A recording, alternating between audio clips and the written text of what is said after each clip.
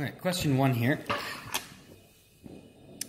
is basically just about looking at how you can handle data and process data that's given in a table, as well as how you can link and identify patterns.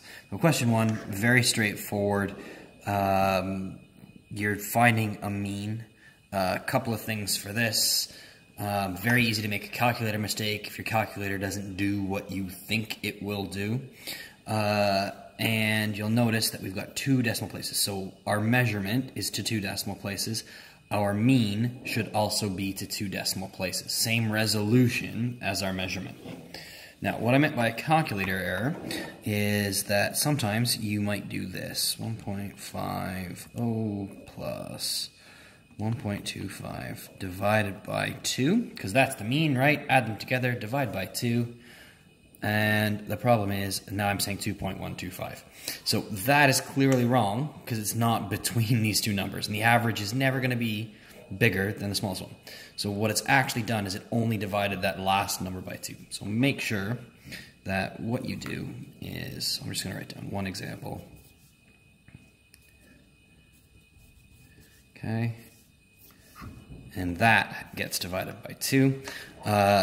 Like I said, if you just type it straight into a calculator like this one, it is just going to divide 1.25 by 2. So 5 plus 25 divided by 2, 1.5. That's not right. That is so wrong.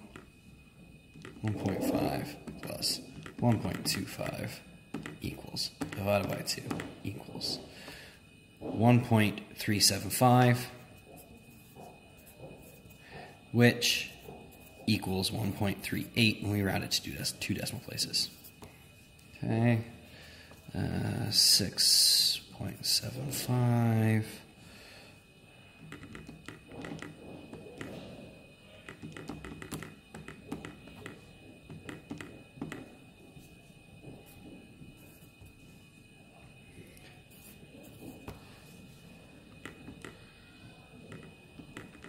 And just make sure you're rounding properly, that when you've got a 5, you round up. Another common mistake is truncating instead of rounding.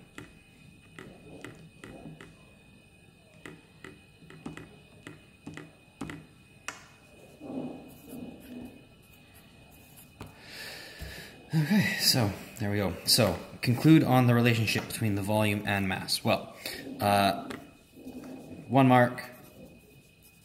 As the volume increases, the mass increases. Easy 1 mark.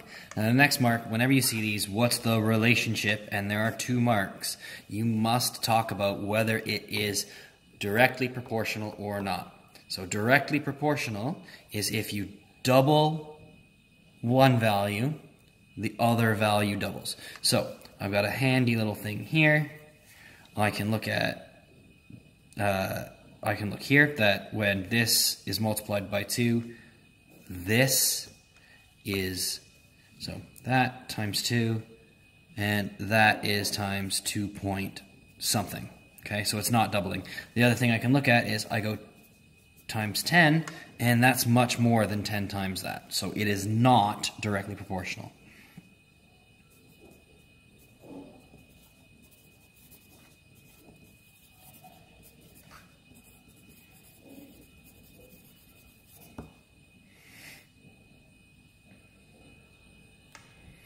Okay, so here, estimate the mass of a case with a volume of 2,500 cubic centimeters. Well, I can look at, I know that it's not directly proportional, but I can kind of look at my top value there of 81.48 and divide it by 2. So I know that it's actually going to be less than 40.7. And I should know that it's more than 2.5 times 15.